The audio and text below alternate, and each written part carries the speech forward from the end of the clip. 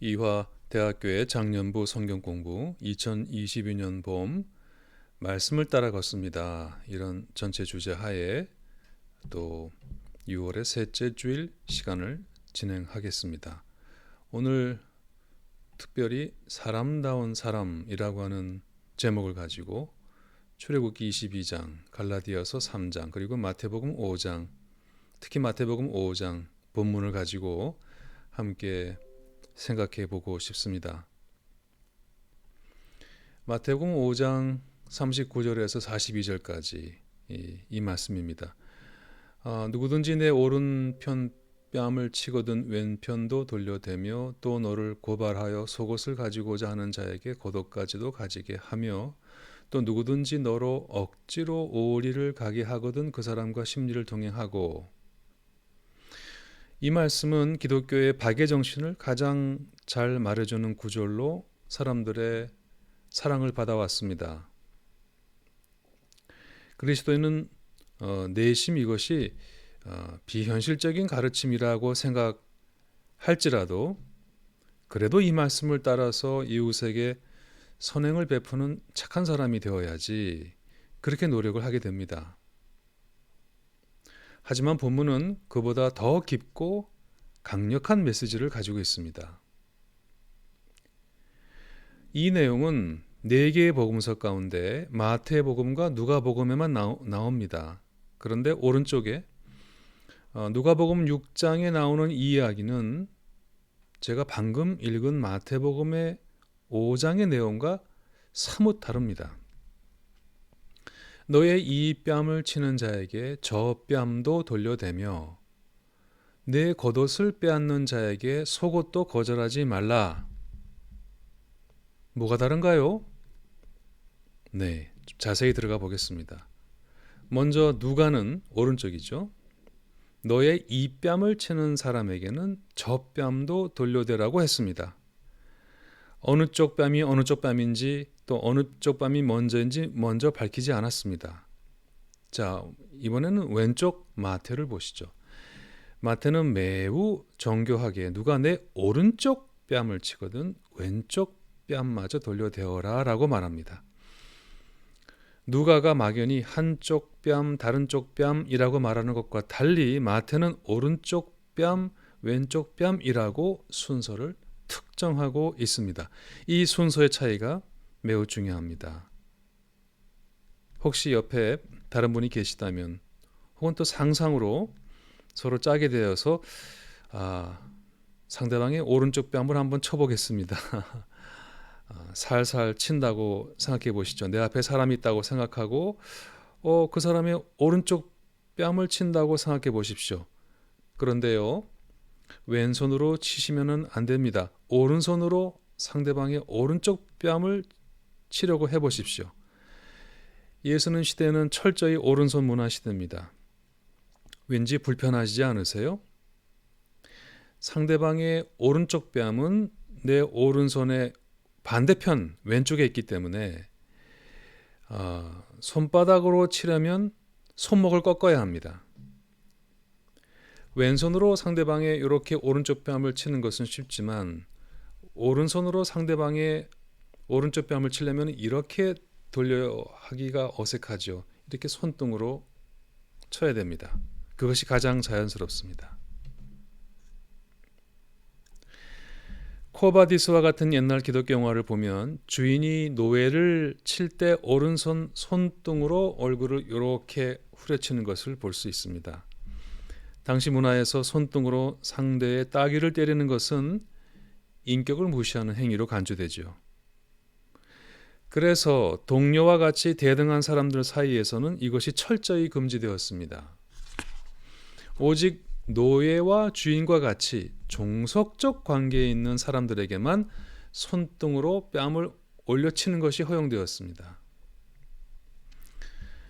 당시 유대인들의 구전 토라를 기록한 미슈나를 보게 되면 주먹으로 동료를 때리면 그 배상으로 하루치의 일당을 물어줘야 되고 손바닥으로 뺨을 치면 50일치 일당을, 그런데 손등으로 동료를 이렇게 치면 무려 100일치 일당을 물어주게 되어 있습니다. 왜 그랬을까요? 예, 상대방을 손등으로 내리치는 것은 인간을 경멸하는 행위로 간주되기 때문입니다. 때문에 당시 손등으로 뺨을 때리는 것은 오직 주인이 노예에게, 그래서는 안 되겠습니다만 당시 가부장 사회에서 남편이 아내에게, 부모가 자녀에게, 남자가 여자에게, 그리고 로마 군인이 유대인에게 허용됐던 방법입니다. 이른바 상전들은 자기보다 아래 것들에게 굴욕감을 주기 위해서 이렇게 손등으로 상대방의 오른쪽 뺨을 치는 것이 허용되었습니다. 자, 그런데 이렇게 뺨을 맞을 경우 사람들은 보통 어떻게 반응합니까? 침묵합니다. 굴정합니다. 그저 상전의 노염이 가라앉기를 기다려야 합니다. 그런데 이 상황에서 마태복음 5장 39절을 보십시오. 예수님은 왼쪽 뺨마도 돌려대라고 하십니다. 이게 무슨 말일까요? 다시 내 앞에 사람이 있다고 생각하고 한번 가상으로 상대방의 뺨을 쳐보겠습니다. 이번에도 살살 치십시오. 진짜 때리지 마시고 신용만 하셔야 합니다. 자, 이제 오른손으로 상대방의 왼쪽 뺨을 때려야 합니다. 어떻습니까? 아까보다 자연스럽죠?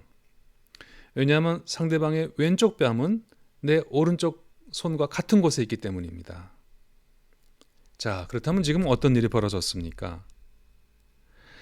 오른쪽 뺨을 이렇게 손등으로 맞은 사람이 지금 왼쪽 뺨도 때려주세요 라고 돌려대고 있는데 뭔가 지금 자기 의사를 표현하고 있지 않나요? 자, 이쪽도 때리세요. 그런데 이번에는 한 가지 알고 때리시면 좋겠습니다. 나도 당신과 똑같은 인간이라는 걸 알고 때리십시오. 당신과 나의 사회적 지위가 다르다고 해서 당신이 나의 인간됨, 휴머니티까지 부인할 권리는 없습니다. 나는 당신의 폭력에 폭력으로 맞서진 않겠습니다. 하지만 이번에는 나도 당신과 같은 인간이란 걸 알고 왼쪽 뺨을 때리십시오. 당신은 나에게 육체적으로 타격을 줄 수 있을지는 몰라도 나를 정신적으로 굴복할 수는 없습니다. 자, 이건 분명한 저항의 표시입니다. 인권선언입니다. 물론 이 경우 가혹한 채찍질이 기다리고 있겠죠. 그런데 이제 한 가지 달라진 건 있습니다.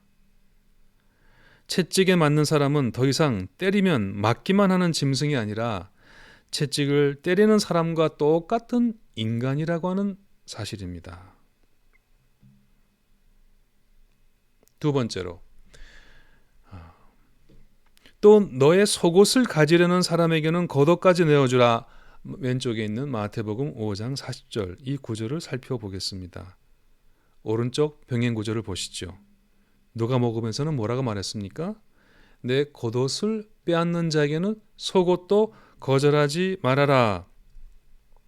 대단히 흥미롭습니다. 차이를 보셨습니까? 차이가 지금 보이십니까? 마태복음은 속옷을 달라고 하면 겉옷도 주라 하는데 누가복음은 겉옷을 달라고 하면 속옷을 주라고 말합니다. 순서가 도치되어 있습니다.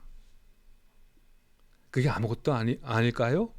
게다가 마태는 누가복음에 나오지 않는 앞에 조건절이 하나 앞에 붙어 있습니다. 뭡니까? 또 너를 고발하여. 그렇습니다. 자, 마태는 지금 상황이 채무자와 채권자 사이의 상황이라는 것을 매우 명확히 밝히고 있습니다. 당시 유대 사회에서는 채무자가 채권자에게 내가 이제 꼭 반드시 빚을 갚겠습니다라고 하는 맹세의 표시로 겉옷을 벗어주곤 합니다. 그런데 마태는 너를 고발하여 라는 말을 앞에 명시함으로써 지금 이 사안의 무대가 채권자와 채무자 사이의 분쟁을 해결하는 마을 법정임을 밝히고 있습니다.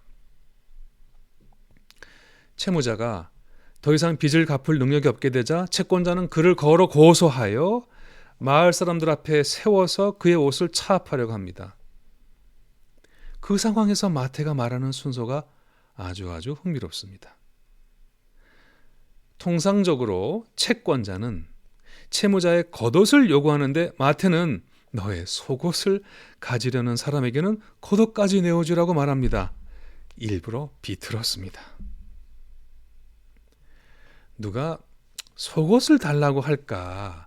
그런 채권자가 있겠나 싶지만 여러분, 만에라도 그런 사람이 있어서 속옷을 달라는데 겉옷까지 벗어주면 그 사람은 어떤 상태가 됩니까? 예, 그렇습니다. 그 사람 알몸이 됩니다. 마을 사람들이 다 보고 있는데 말입니다.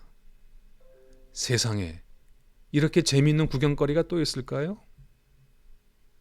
그런데요, 상황이 반전되었습니다. 자, 지금 마치 우리 옛날 노래 저널부 두 손에 떡 들고처럼 채무자의 손에는 한 손에는 속옷이 다른 손에는 겉옷이 들려 있습니다. 채권자의. 이제 채무자는 알몸으로 걸어가는데 사람들이 이제 낄낄거리고 웃지요. 알몸으로 걸어 나가는 사람은 지금 이런 메시지를 던지게 됩니다. 나의 속옷까지 달라고 했습니까? 자, 여기 겉옷까지 다 가져가세요. 이제 당신은 내가 가진 모든 걸 다 가져갔습니다. 남은 것은 이 몸밖에 없는데 이 몸마저 가져가시렵니까?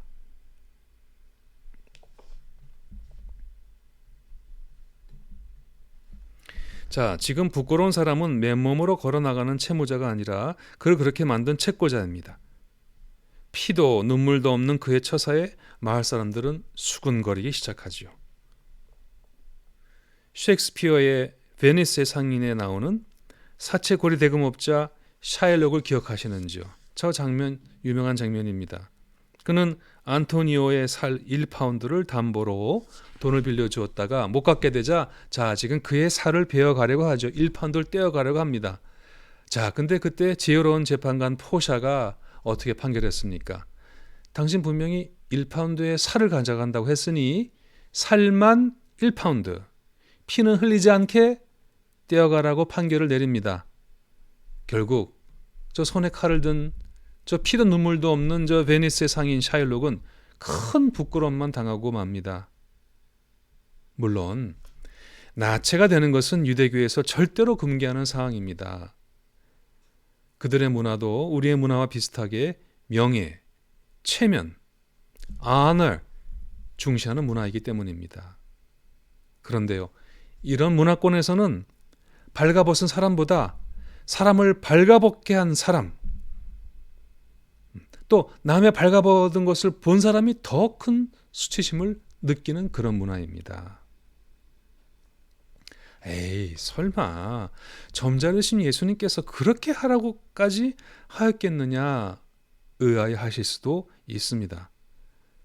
하지만 성서에서 이런 것은 낯선 행동이 아닙니다.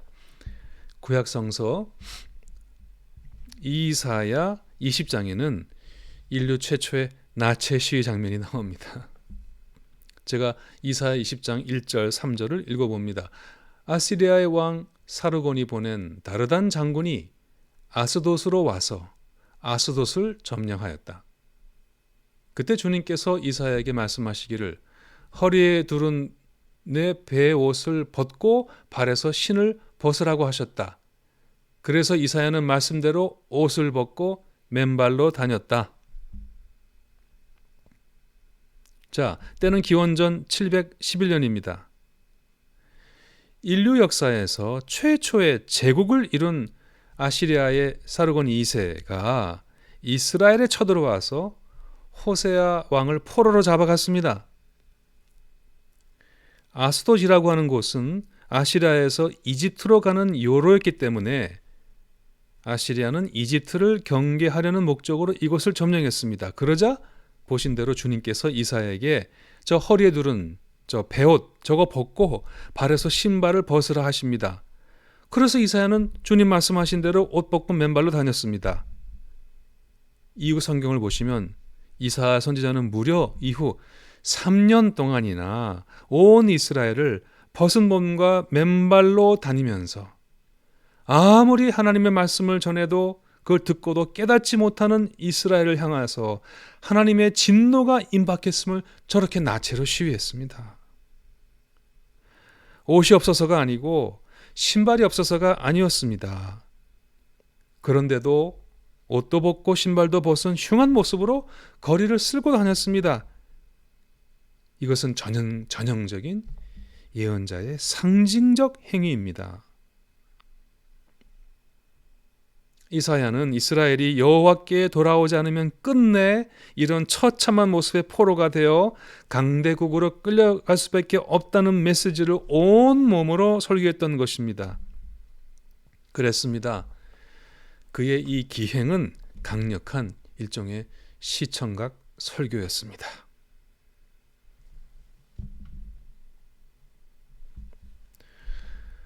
지금 마을 법정에서 다 벗은 모습으로 걸어나가는 사람은 하나님을 향해 무언으로 하늘을 향해 울부짖고 있습니다. 그게 출애굽기 22장 26절 27절에 나오는 그 말씀에 근거해서 하늘을 향해 호소합니다.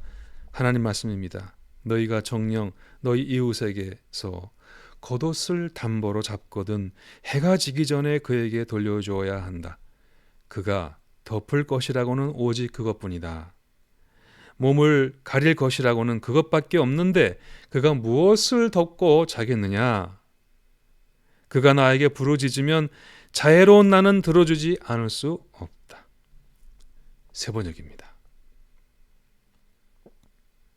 지금 이 알몸으로 걸어나가는 그 사람은 지금 무자비한 채권자에게가 아니라 바로 이 자애로우신 하나님 앞에 온몸으로 기도하고 있는 것입니다. 그러므로 속옷을 달라고 하면 겉옷까지 내어주란 예수님의 말씀은 결코 자선행위를 하란 말씀이 아닙니다.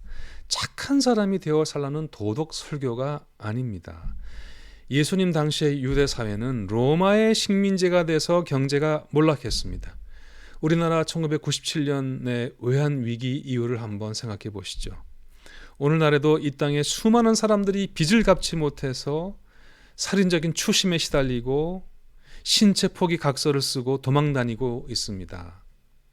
하지만 채무자라고 해서 인간으로 가진 마지막 권리까지 포기해서 되겠습니까?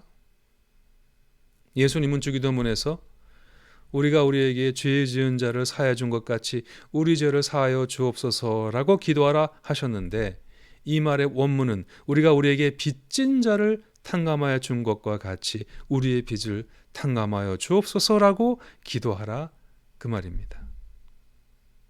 주님은 빚에 눌린 사람에게도 자신이 하나님의 온전한 자녀로서 완전한 인간임을 이야기하라 하신 겁니다.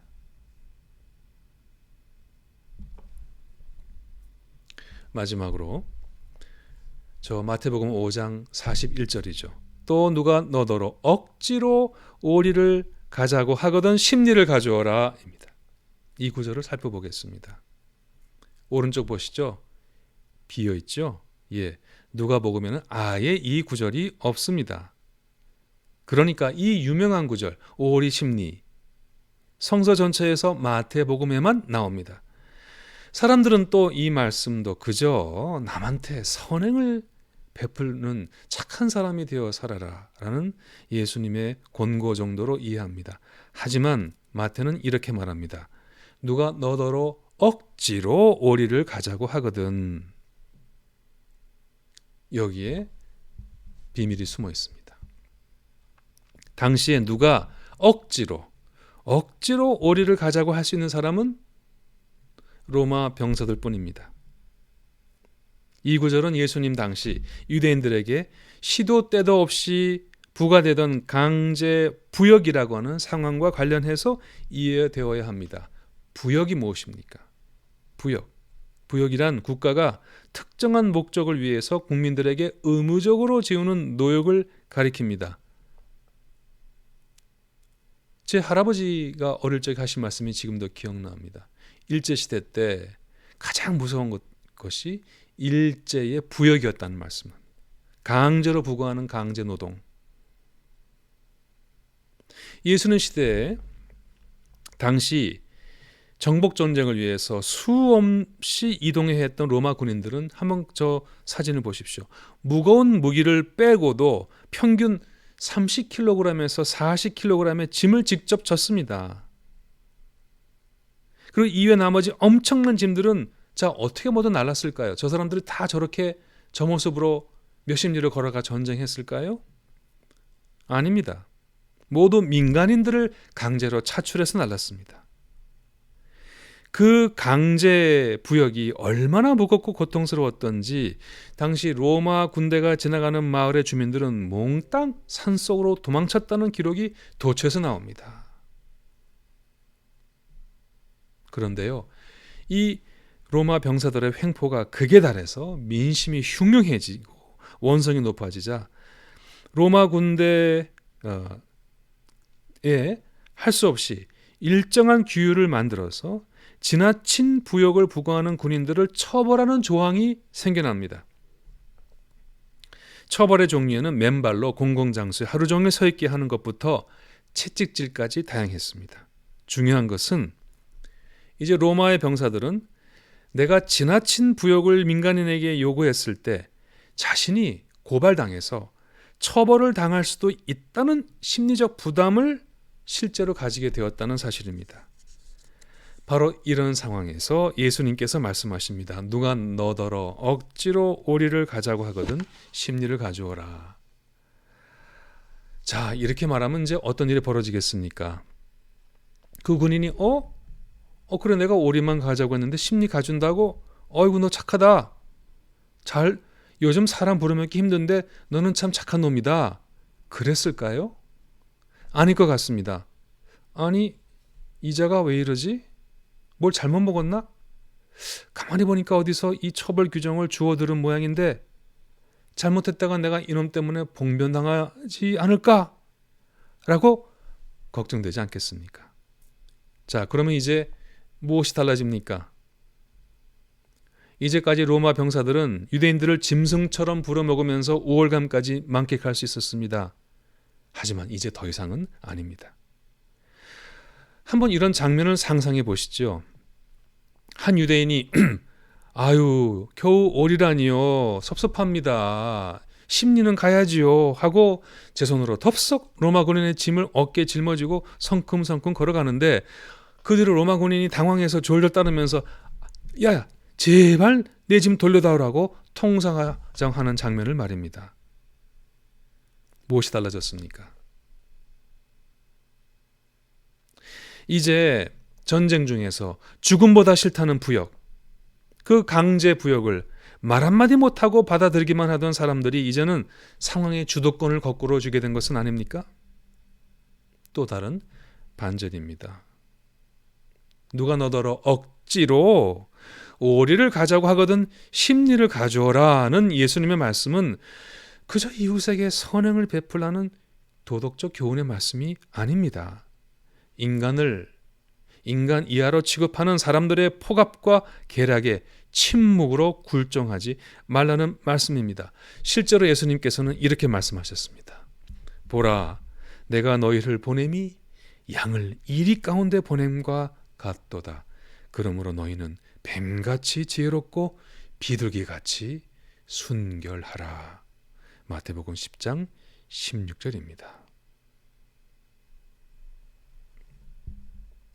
그러므로 교회 여러분, 이제까지 본 것처럼 누구든지 내 오른쪽 뺨을 치거든 왼편도 돌려대며 또 너를 고발하여 속옷을 가지고자 하는 자에게 겉옷까지도 가지게 하며 또 누구든지 너로 억지로 오리를 가게 하거든 그 사람과 십리를 동행하라는 말씀은 착한 사람 되어라는 도덕론이 아닙니다.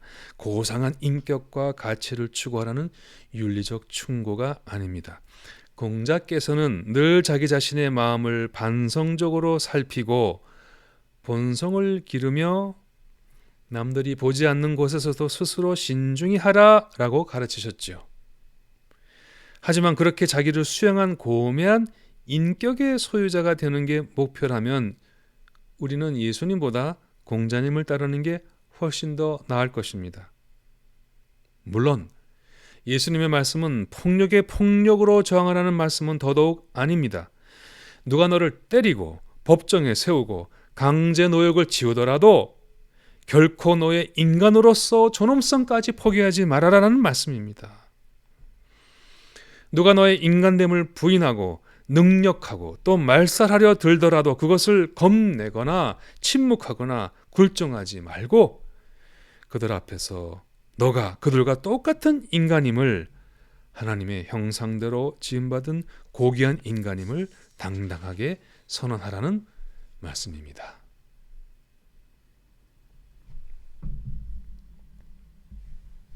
마틴 루터 킹 목사님은 이렇게 말한 적이 있습니다. 모든 비극 중에서 최악의 비극은 젊어서 죽는 것이 아니라 75까지 살아도 한 번도 진정으로 사람답게 살지 않는 것, 그것이 가장 큰 비극이다. 그는 겨우 39의 나이에 짧은 인생을 마감했지만 중요한 것은 인간이 얼마나 오래 사는가가 아니라 사는 동안 얼마나 사람답게 사는 것인가 입니다 라고 말했습니다. 경애하는 교우 여러분, 하나님께서는 우리가 이 땅을 사는 동안 사람답게 살기를 원하십니다. 하나님께서 창조하신 생명의 존엄함과 아름다움을 온전하게 누리며 살기를 원하십니다. 예수님도 우리에게 요한복음 10장의 10절의 말씀처럼 풍성한 생명, life abundant, 그것을 주러 이 땅에 오셨다고 말씀하셨습니다. 그 예수님이 바로 하나님의 humanity, 인간성이라고 어느 신학자는 말했지요. 지상에서 우리의 삶은 단지 내세를 준비하는 과도기가 아닙니다. 우리는 지금 여기 이 땅에서 하나님께서 주신 이 고귀한 생명의 아름다움을 만끽하며 살아야 합니다. 누가 나에게 You are nobody, 너는 아무것도 아니야 라고 말할 때 No, no, I am somebody, 아니, 나는 중요한 사람이야, 나는 소중한 사람이야, 나는 특별한 사람이야 라고 말할 수 있어야 합니다. 성경은 모든 인간이 이마고 데이, image of God, 즉 하나님의 형상대로 창조되었다고 말합니다. 그러므로 우리 인간은 천부적인 존엄을 지닌 존재입니다. 따라서 그 인권을 침해하면 그것은 신성모독을 범하는 것과 같습니다. 성경은 또 유대인이나 헬라인이나 종이나 자유자나 남자나 여자나 그리스도 안에서 하나이며 한 성령으로 세례를 받아 한 몸이 되었다라고 가르칩니다. 모든 인간이 이렇게 동등하게 불가침의 신적 권리를 가지고 있다는 이 원칙은 기독교가 인류에 끼친 가장 소중한 공헌 중에 하나일 것입니다. 만약에 기독교의 이 사상이 없었다면 오늘날 얼마나 많은 사람들이, 사회적 약자들이 서러움과 고통을 당하고 아무 말도 못하고 살았겠습니까? 그러므로 교우 여러분, 우리 그리스도인들은 이 위대한 성서의 유산을 소중하고 자랑스럽게 생각하고 그것을 우리 삶에서 앞장서 실천해 그것을 이 사회에 정착시킬 책임이 있습니다. 복음주의 신학자 볼프강 후버의 말처럼 예수 그리스도의 행적과 그 신앙의 특성 때문에 그리스도교는 인권을 위한 선한 싸움에 거기서 비껴나 있을 수가 없습니다. 교우 여러분, 여러분 한 분 한 분은 존귀하고 존엄한 존재입니다. 성경이 이렇게 우리에게 확증합니다. 여러분은 택하심을 받은 족속이요, 왕 같은 제사장들이요, 거룩한 민족이요, 하나님의 소유가 된 백성입니다. 그래서 여러분을 어둠에서 불러내어 자기의 놀라운 빛 가운데로 인도하신 분의 업적을 여러분이 선포하는 것입니다.